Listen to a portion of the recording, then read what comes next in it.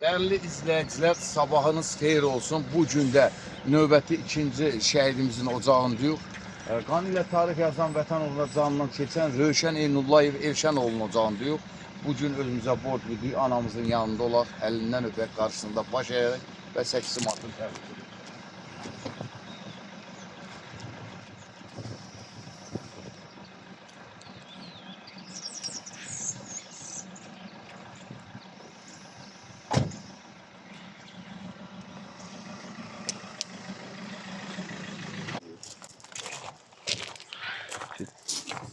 Sabah xeyir anam, ne dersen?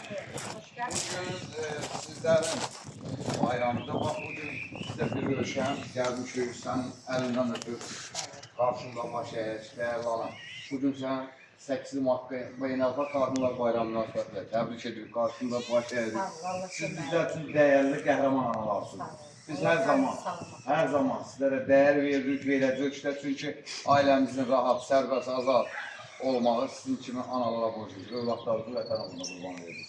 Var olasın. Təbrik ediyorum. Allah köməklik. Allah canınız salamat olasın. Çəkib şükürlər verirsin. Borcumuzdur. Var olasın. Əmizə də salamınızı çatdırasın. Var olanlar. Təşəkkür edirəm.